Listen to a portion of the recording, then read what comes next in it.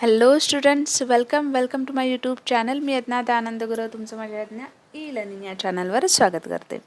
मुलांना आज आपण आपला जो थर्ड चॅप्टर आहे इफेक्ट्स ऑफ ब्रिटिश रूल हा चॅप्टर आपण आजच्या व्हिडिओमध्ये कव्हर करणार आहोत. त्याआधी ज्यांनी चॅनल सबस्क्राईब नसेल केला त्यांनी प्लीज चॅनल सबस्क्राईब करा, बेल आयकॉनवर क्लिक करा, ज्यामुळे तुम्हाला येणारे नोटिफिकेशन जे आहेत ते तुमच्यापर्यंत पोहोचतील. चला तर मग स्टार्ट करूया आपल्या आजच्या व्हिडिओला. आपला थर्ड चॅप्टर आहे इफेक्ट्स ऑफ ब्रिटिश रूल, म्हणजेच ब्रिटिश सत्तेचे परिणाम. ठीक आहे, ब्रिटिश सत्तेचे भारतावर काय परिणाम झाले हे आपण आज या चॅप्टरमध्ये पाहणार आहोत. So let's get start. In this chapter, we are going to study the effects of British rule over India. म्हणजे या पाठात आपण इंग्रजी सत्तेचे भारतावर झालेले जे परिणाम आहेत ते अभ्यासणार आहोत. फर्स्ट टर्म आहे आपला establishment of east India company. British east India कंपनीची स्थापना. इस्टॅब्लिशमेंट म्हणजे स्थापना. We have seen that due to geographical discoveries, the European powers reached the Indian coast. All the European, including Portuguese, Dutch, French, and British, entered the race for capturing the Indian market. When the British came to India for trade purpose, the Portuguese had already settled here and they gave a bitter resistance.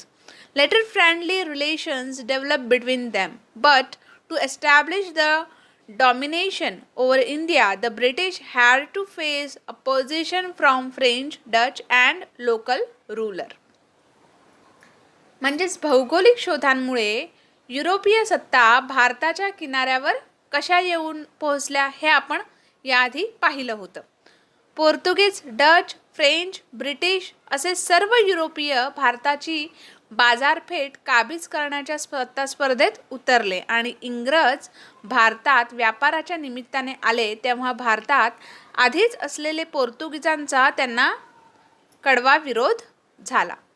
नंतरच्या काळात इंग्रज पोर्तुगीज संबंध मैत्रीचे होऊन विरोध कमी झाला, पण भारतावर वर्चस्व प्रस्थापित करण्याच्या स्पर्धेत इंग्रजांना फ्रेंच, डच आणि तिथल्या स्थानिक जे सत्ताधीश होते त्यांच्या विरोधाला तोंड द्यावे लागले. Then the British and the Marathas. British आणि मराठे. Mumbai was the main centre of British in western India. They were trying to acquire the nearby territories, but the Marathas had strong hold over it. After the death of Peshwa Madhavrao, his uncle Raghunath Rao approached for help from the British due to his greed for Peshweship. This led to the entrance of the British in Maratha politics. Mumbai हे इंग्रजांचे पश्चिम भारतातील प्रमुख असं केंद्र होतं. त्याच्या जवळपासचा परिसर मिळवण्याचा त्यांचा प्रयत्न होता, पण या प्रदेशावर मराठ्यांची घट्ट अशी पकड होती आणि माधवराव पेशवे यांच्या मृत्यूनंतर त्यांचा जो चुलता होता म्हणजे अंकल रघुनाथराव याने पेशवेपदाच्या लालसेपोटी इंग्रजांची मदत मागितली.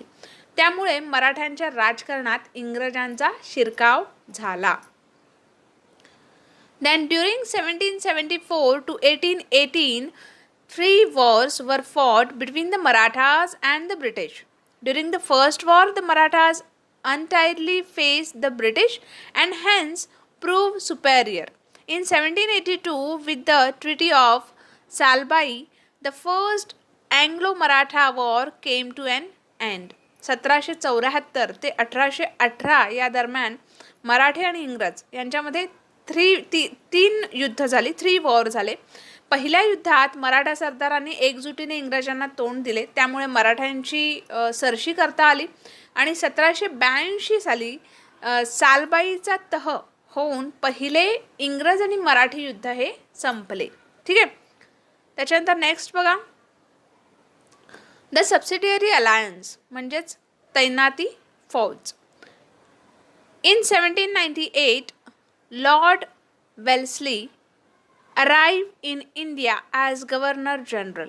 His objective was to establish the British dominion all over India. For this, he signed the subsidiary alliance with many Indian rulers.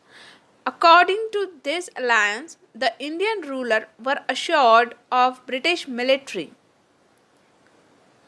help, and there were some terms laid on them. The Indian rulers have to maintain British army in their court and have to pay cash or part of their territory to the company for its maintenance, and the ruler would not have any alliance with any other power or declare war against any power without the intervention of the British. The ruler would accept a British resident in his state. Some Indian rulers accepted the system and lost their freedom. आता subsidiary alliance म्हणजेच तैनाती फौज 1798 मध्ये Lord Wesley governor general म्हणून भारतात आले आणि सर्व भारतावर इंग्रजांचे वर्चस्व प्रस्थापित करण्याचे त्याचे धोरण होते. त्यासाठी त्याने अनेक भारतीय सत्ताधीशांशी तैनाती फौजेचे करार केले. या करारांमध्ये भारतीय सत्ताधीशांना इंग्रजांच्या लष्करी मदतीचे आश्वासन देण्यात आले, पण त्यासाठी काही अटी घातल्या.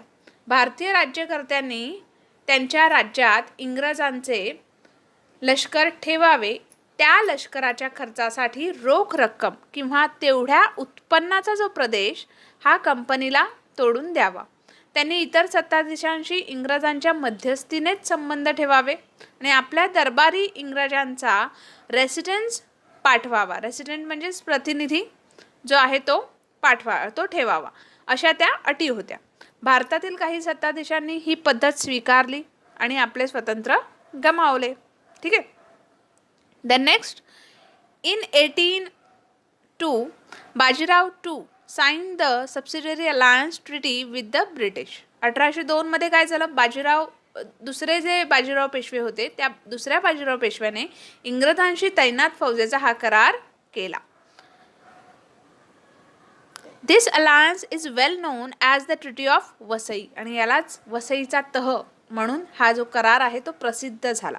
But this treaty was not acceptable to some Maratha sardars. पण हा जो करार होता हा काही मराठा सरदारांना मान्य नव्हता. And this led to the second Anglo Maratha war, आणि त्यामुळे दुसरे Anglo Maratha war in the sense इंग्रज मराठा युद्ध, ठीक आहे, हे झाले. After the victory of the British there was increase interference of British into the Maratha state. This became intolerable and Bajirao II waged a war against the British. He was defeated in this battle and in 1818 he surrendered to the British. In the meantime, the capital of Mughals was under the control of Daulat Rao Shinde.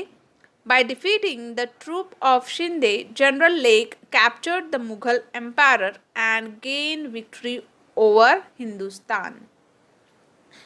त्यातील म्हणजे जे दुसरं युद्ध झालं इंग्रज आणि मराठ्यांचं, त्यातील विजयानंतर इंग्रजांचा मराठी राज्यातील हस्तक्षेप जो आहे तो वाढू लागला आणि तो दुसऱ्या बाजीरावाला सुद्धा तो असह्य झाला.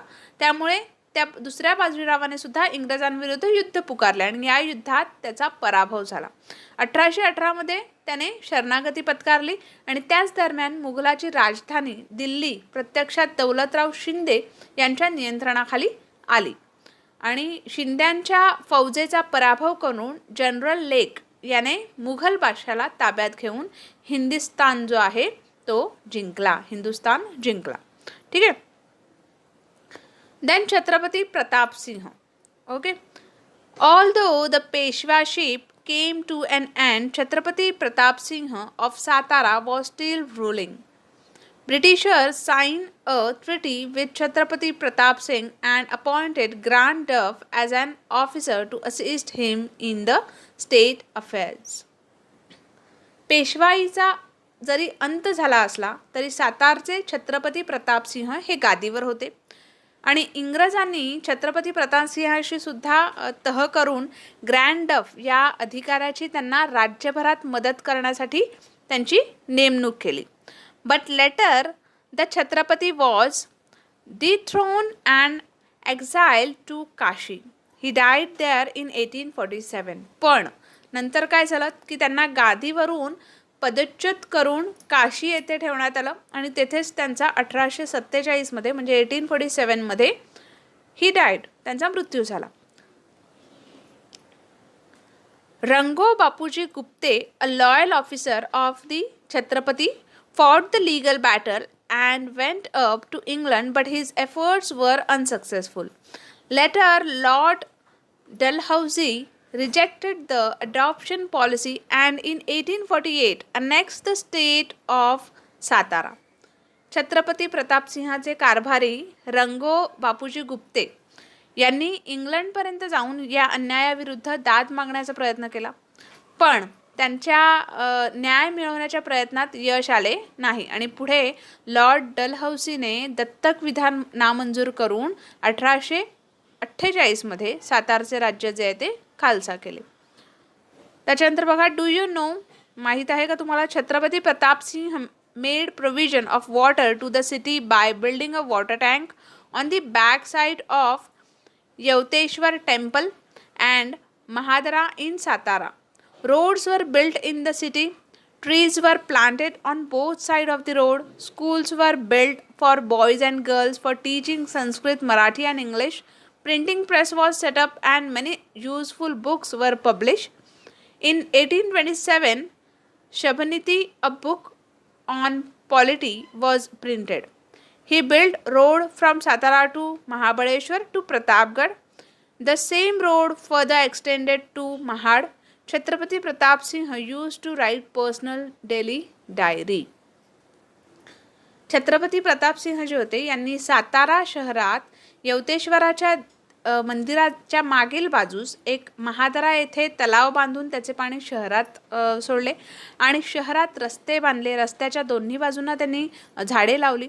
मुलामुलींना संस्कृत, मराठी, इंग्रजी शिकण्यासाठी शाळा बांधल्या. तेथेच एक छापखाना म्हणजे प्रिंटिंग प्रेस जी आहे ती त्यांनी काढली आणि अनेक अशा उपयुक्त ग्रंथ त्यांनी छापून घेतले. 1827 मध्ये राजनीती विषयक म्हणजे पॉलिटिक्स बद्दल त्यांनी सभानीती नावाचा एक ग्रंथ जो होता तो त्यावेळेस छापला आणि त्यांनी साताऱ्याहून महाबळेश्वर ते प्रतापगडपर्यंतचा रस्ता तयार केला. तोच रस्ता पुढे त्यांनी महाडपर्यंत नेण्यात त्यांना यश आलं. त्याच्यानंतर छत्रपती प्रतापसिंह हे रोज त्यांची पर्सनल डायरी जी आहे ते मेंटेन करत, ते स्वतः जी त्यांची दिनचर्या होती ते त्या डायरीत लिहत असत. ठीक आहे. Then effect of British rule on India, British सत्तेचे भारतावरील परिणाम बघा. ड्युअल गव्हर्नमेंट म्हणजे दुहेरी राजव्यवस्था. Robert Clive in 1765 introduced the dual government system in Bengal. The company undertook the work of revenue collection, whereas the Nawab of Bengal had to maintain law and order. This was known as dual government system. Robert क्लाइव्हने 1765 मध्ये बंगालमध्ये दुहेरी राज्यव्यवस्था अस्तित्वात आणली. महसूल गोळा करण्याचे काम कंपनीने हाती घेतले तर शांतता आणि सुव्यवस्था राखण्याचे काम बंगालच्या नवाबाकडे ठेवले. यालाच दुहेरी राज्यव्यवस्था म्हणजेच ड्युअल गव्हर्नमेंट सिस्टम असं म्हणतात. The ill effects of dual government system could be seen after certain time period. Money in the form of taxes went into the pockets of the company officers. The monopoly of trade in India was given to East India Company and hence many trading companies in England enaved them. The working system of the company in India received criticism in England and British Parliament introduced some important laws to keep control over the company. दुहेरी राज्यव्यवस्थेचे दुष्परिणाम हे कालांतराने दिसू लागले. त्याच्यानंतर सामान्य जनतेकडून कर रूपाने म्हणजे टॅक्सेसच्या स्वरूपात वसूल केलेले पैसे हे कंपनीतील अधिकाऱ्यांनी स्वतःच्या खिशात घातले. भारतातील व्यापाराचा मक्ता फक्त ईस्ट इंडिया कंपनीला दिल्यामुळे इंग्लंडमधील अनेक व्यापाऱ्यांना कंपनीचा हेवा वाटत होता आणि कंपनीच्या भारतावरील कारभारावर इंग्लंडमध्ये टीका होऊ लागली. तेव्हा कंपनीच्या कारभारावर नियंत्रण ठेवण्यासाठी इंग्लंडच्या पार्लमेंटमध्ये काही महत्त्वाचे कायदे जे आहेत, रूल्स जे आहेत, लॉज जे आहेत ते तयार करण्यात आले. ठीक आहे. त्याच्यानंतर बघा, ॲक्ट पास्ड बाय पार्लिमेंट म्हणजे पार्लिमेंटमध्ये पास झालेले कायदे. ठीक आहे. According to Regulating Act of 1773, the Bengal governor came to be known as the Governor General. According to this act, Lord Warren Hastings became the Governor General of India. He got the right to control the policies of Mumbai and Madras province. A committee of 4 members was set up to assist him. म्हणजे 1773च्या regulating ॲक्टनुसार बंगालच्या गव्हर्नरला governor general असा हुद्दा देण्यात आला. या ॲक्टनुसार Lord Warren Hastings हा governor general झाला आणि मुंबई आणि मद्रास या इलाख्यांच्या धोरणावर नियंत्रण ठेवण्याचे अधिकार त्याला मिळाला. त्याच्या मदतीला 4 सदस्यांची समितीसुद्धा नेमण्यात आली. Then in 1784 Pitt's India act was passed. Okay, the act provided for appointment of a permanent board of control for better regulation and management of affairs of the East India Company in India.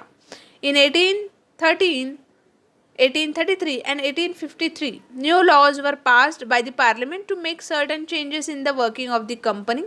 In this way, there evolved an indirect control of the British government on the administration of the East India Company. 1784 मध्ये पीटचा भारत विषयक कायदा हा आहे तो मंजूर झाला. कंपनीच्या भारतातील राज्यकारभारावर पार्लमेंटचे नियंत्रण ठेवण्यासाठी एक कायम स्वरूपाचे असे नियामक मंडळ जे आहे ते स्थापन करण्यात आलं. कंपनीला भारतातील राज्यकारभाराविषयी आदेश देण्याचा अधिकार या मंडळाला देण्यात आला. त्याच्यानंतर 1813, 1833 आणि 1853 मध्ये या कंपनीच्या कायद्यामध्ये आणि त्याच्या कारभारामध्ये फेरबदल जो आहे ते फेरबदल करणारे जे कायदे आहेत ते पार्लमेंटने केले.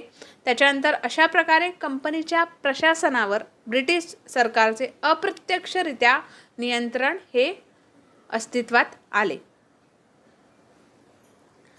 Then with the emergence of British rule, a new administrative system got developed in India. Civil services, military, police force and judicial system became the main pillars of British administration in India. इंग्रज सत्तेच्या आगमनापाठोपाठ नवी प्रशासकीय पद्धत ही भारतात रूढ झाली आणि मुलकी नोकरशाही तसेच लष्कर, पोलीस दल आणि न्यायसंस्था हे इंग्रजांच्या भारतातील प्रशासनाचे प्रमुख आधारस्तंभ होते. ठीक आहे, पिलर होते. देन द सिव्हिल सर्व्हिस, मुलकी नोकरशाही. Okay, to strengthen the British rule in India there was a need of bureaucrats. ठीक आहे, म्हणजे भारतात इंग्रजांची सत्ता दृढ करण्यासाठी इंग्रजांना नोकरशाहीची गरज होती. Lord Cornwallis introduced bureaucracy.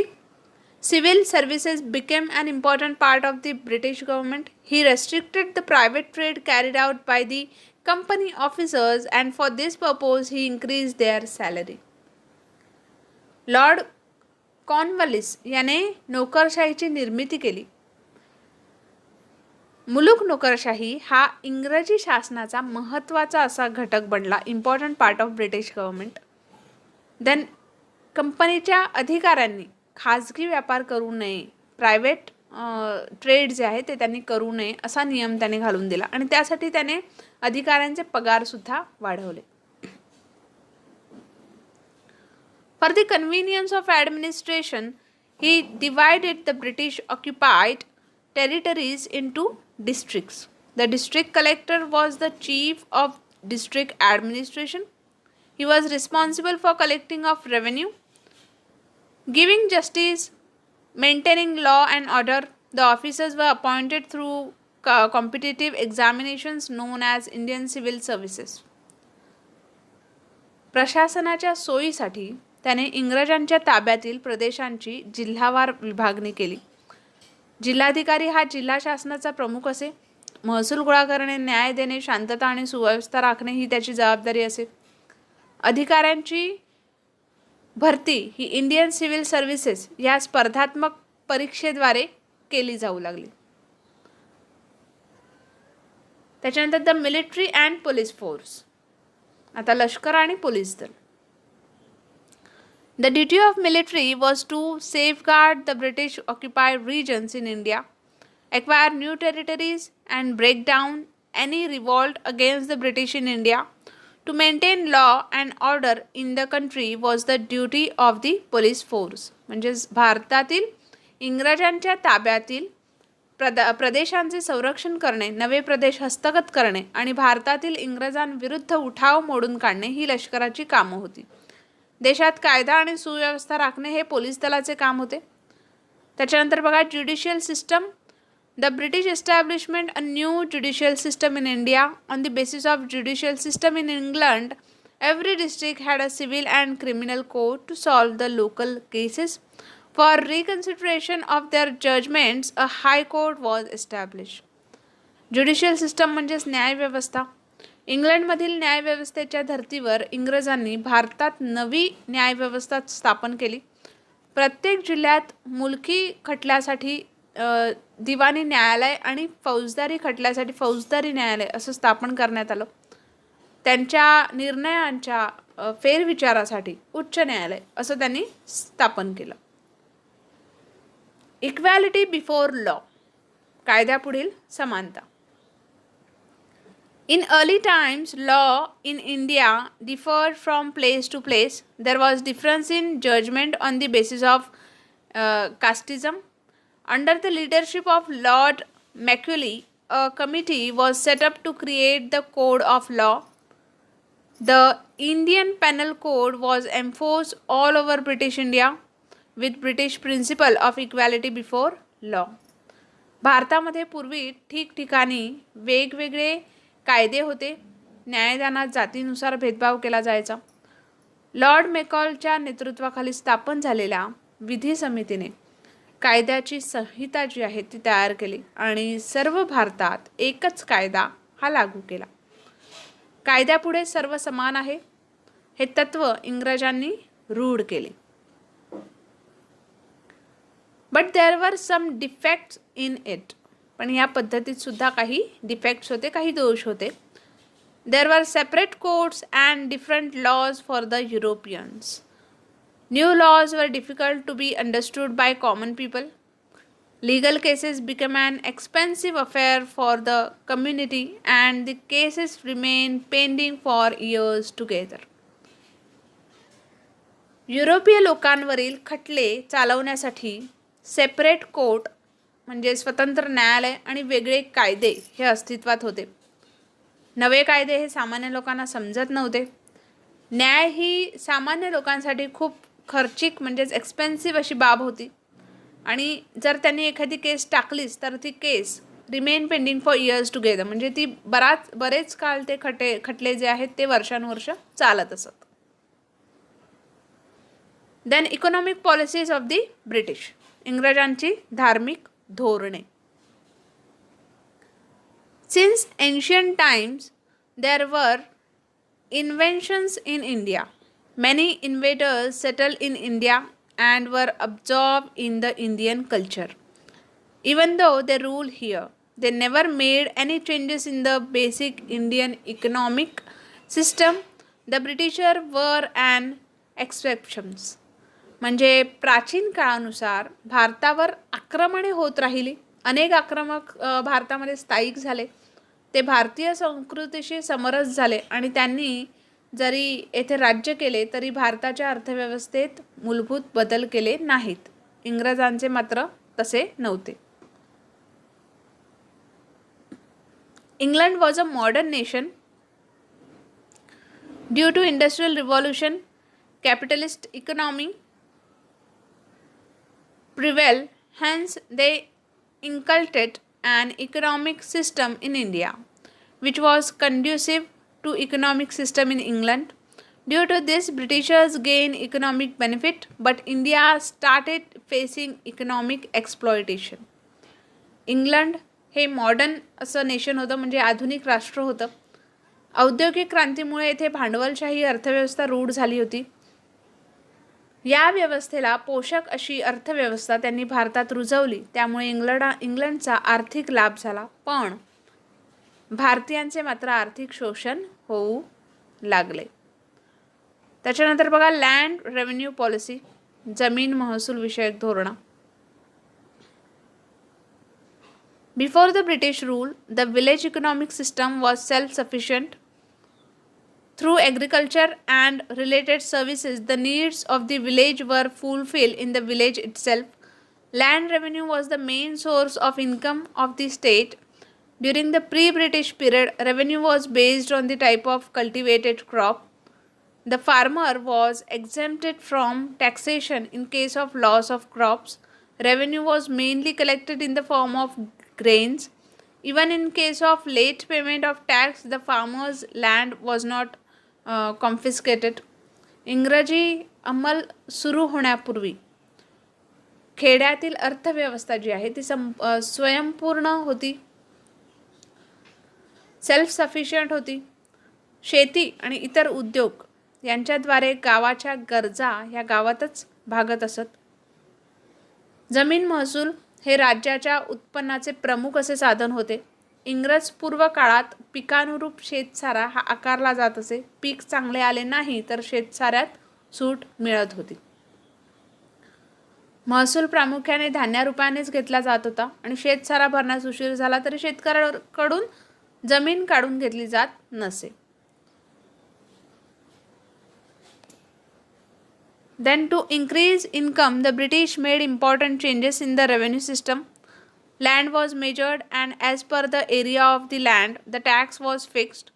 Payment of tax was made compulsory in the form of cash. If the farmer failed to pay tax in time, then his land would be confiscated. The British system of land revenue collection differed from place to place, which led to exploitation of all farmers. उत्पन्न वाढवण्यासाठी इंग्रजांनी महसूल पद्धतीत महत्त्वाचे असे बदल केले. इंग्रजांनी जमिनीची मोजणी करून जमिनीच्या क्षेत्रानुसार शेतसाऱ्यांची आकारणी निश्चित केली. रोख रकमेत आणि ठराविक वेळेत शेतसारा भरावा अशी त्यांची सक्ती केली. त्याच्यानंतर शेतसारा वेळेत न भरल्यामुळे शेतकऱ्यांची जमीन जी आहे ती त्यांनी जप्त केली असा नियम त्यांनी केला. महसूल गोळा करण्याची इंग्रजांची पद्धत ही भारताच्या वेगवेगळ्या भागात वेगवेगळी होती. सर्वत्र शेतकऱ्यांचे शोषणच होत होतं. त्याच्यानंतर नेक्स्ट टर्म बघा,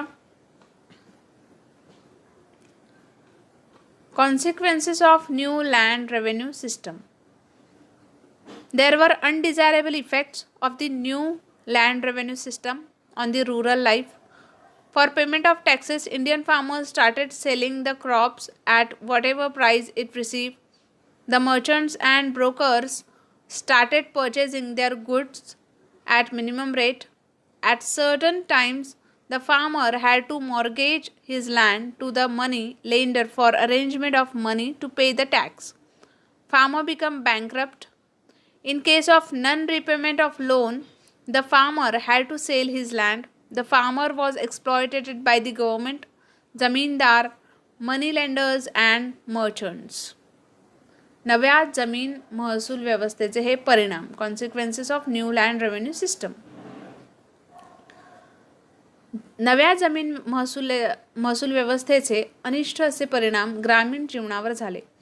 शेतसारा भरण्यासाठी येईल त्या किमतीला शेतकरी पीक विकू लागले.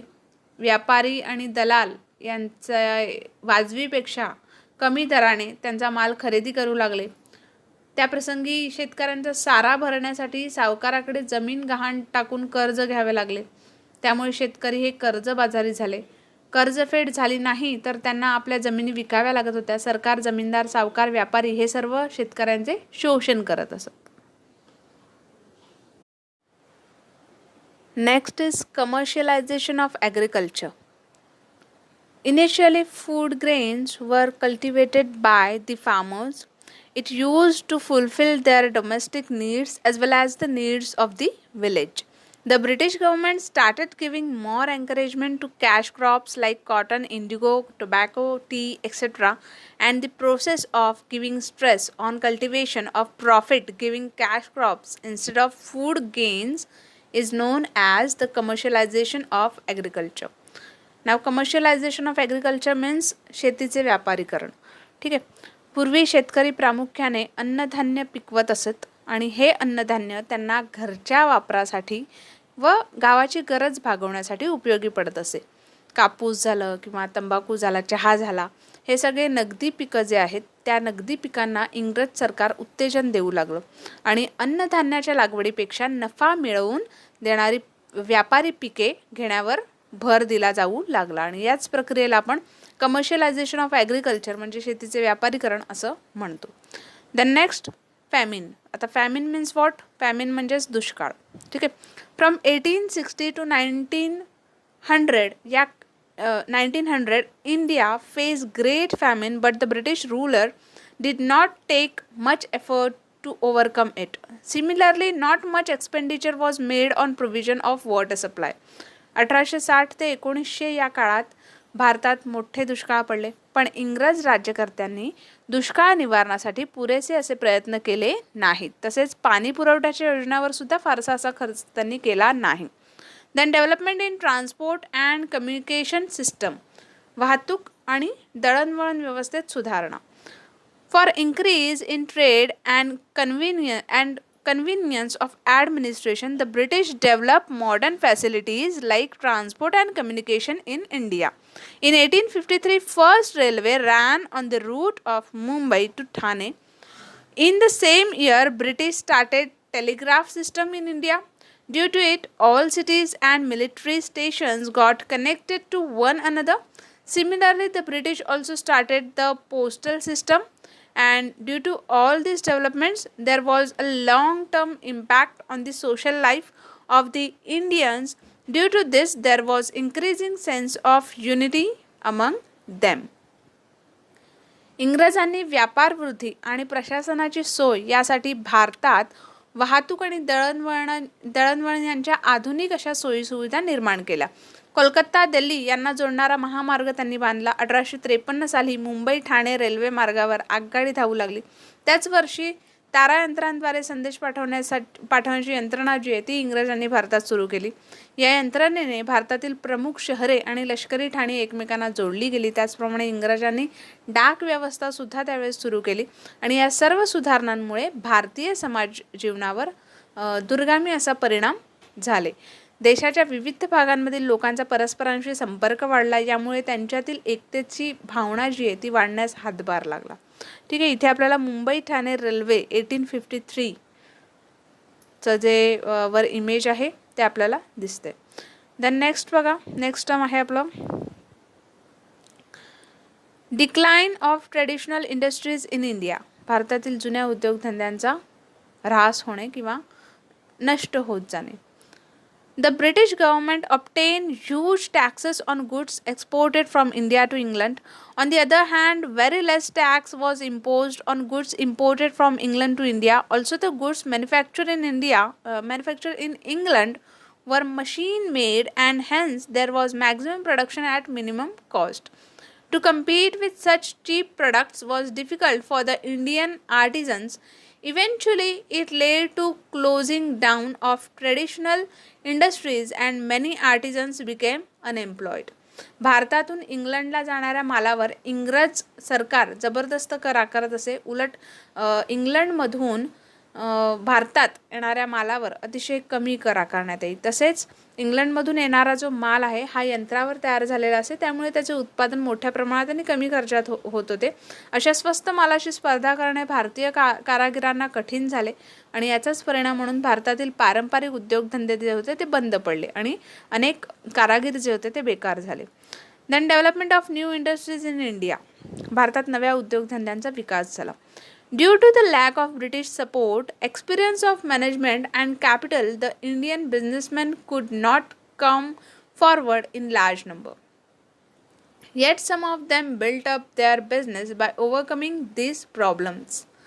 आणि इंग्रज आणि सरकारचा पाठिंबा, व्यवस्थापनाचा अनुभव आणि भांडवल या सगळ्या गोष्टींच्या अभावामुळे म्हणजे या सगळ्या गोष्टींच्या कमतरतेमुळे भारतीय उद्योजक, भारतीय बिझनेसमॅन जे होते ते मोठ्या संख्येने पुढे येऊ शकले नाहीत. पण अशा अडचणींवर मात करून काही भारतीयांनी उद्योगांची उभारणी केली. इन 1853 कावशी नानाभाई दावर. In 1853, Kawasji Nanabhai Daur started the first textile mill in Mumbai. In 1855, the first jute mill was started at Risra in Bengal. In 1907, Jamshedji Tata established the Tata Iron and Steel Company at Jamshedpur. In India, coal, metals, sugar, cement and chemical industries came to be started. 1853 मध्ये कावसचे नानाभाई दावर यांनी मुंबईत पहिली कापड गिरणी सुरू केली. 1855 मध्ये बंगालमधील रिश्रा येथे तागाची पहिली गिरणी सुरू करण्यात आली. त्यानंतर 1907 साली जमशेदजी टाटा यांनी जमशेदपूर येथे टाटा आयर्न अँड स्टील कंपनीचा पोलाद निर्मितीचा कारखाना स्थापन केला. भारतामध्ये कोळसा, धातू, साखर, सिमेंट आणि रासायनिक द्रव्ये या उद्योगांना सुरुवात झाली. Then social and cultural effect, सामाजिक आणि सांस्कृतिक परिणाम. In the 19th century, Europe, a new era took shape on basis of values like humanitarianism, democracy, nationalism, then liberalism, etc. This change in West led to obvious repercussion on India. For carrying out administration, the British had to understand the Indian society. For this purpose, they started studying the tradition, history, literature, as well as music, flora, fauna of India. In 1784, Sir William Jones, an English officer, established the Asiatic Society of Bengal at Kolkata. Max Muller, a German thinker, was a devout scholar of Indian religion, language, and history. Due to these examples, there aroused feelings among newly educated Indians to study Indian religion, history and tradition. 19व्या शतकात युरोपमध्ये मानवतावादी, बुद्धिवादी आणि लोकशाही, राष्ट्रवादी अशा मूल्यांवर आधारित असे नवे युग साकारले होते. पाश्चिमात्य जगातील या परिवर्तनाचे पडसाद भारतात सुद्धा उमटणे हे स्वाभाविक होते आणि इंग्रजांना प्रशासन चालवण्यासाठी भारतातील समाजाची ओळख करून घ्यायची होती. त्यासाठी त्यांनी येथील परंपरा, इतिहास, साहित्य, त्याचबरोबर कला, तसेच संगीत, प्राणी आहेत, पक्षी आहेत यांचा सुद्धा त्यांनी अभ्यास सुरू केला. 1784 साली इन 1784 विलियम जोन्स या इंग्रज अधिकाऱ्याने कोलकाता येथील एशियाटिक सोसायटी ऑफ बेंगाल ही संस्था स्थापन केली. मॅक्स म्युलर हा जर्मन विचारवंत भारतीय धर्म, भाषा, इतिहास यांचा गाढा अभ्यासक होता आणि या उदाहरणामुळे आपणही आपला धर्म, इतिहास, परंपरा यांचा अभ्यास करायला हवा अशी जाणीव नवशिक्षित भारतीयांमध्ये होऊ लागली. Then the British introduce many laws in India. In 1829 Lord William Bentinck pass the sati prohibition act. In 1856, Lord Dalhousie passed the Widow Remarriage Act. This act were responsible for social reforms. इंग्रजांनी भारतात अनेक कायदे केले. 1829 मध्ये Lord बेंटिंकने सतीबंदीचा कायदा केला. त्याचसोबत 1856 मध्ये लॉर्ड डलहौसी यांनी विधवा पुनर्विवाह याला मान्यता देणारा कायदा केला आणि हे कायदे समाज सुधारण्यास पूरक ठरले. Then for carrying out administration in India, the British required English educated Indians. According to recommendation of Lord Macaulay in 1835, English education started being imparted in India.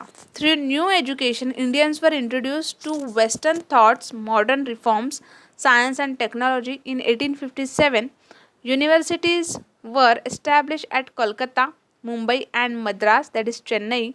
The Western educated middle class Indians led the social reform movement in India.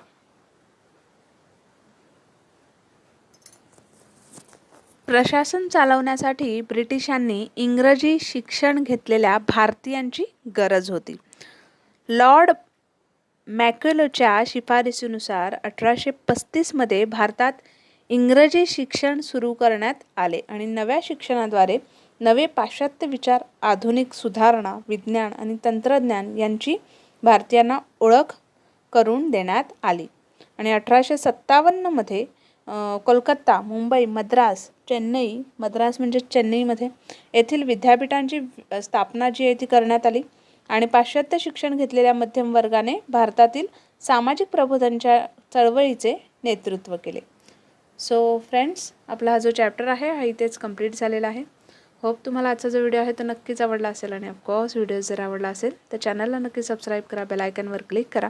भेटूया अशाच नवीन व्हिडिओमध्ये. तोपर्यंत take care and have a good day.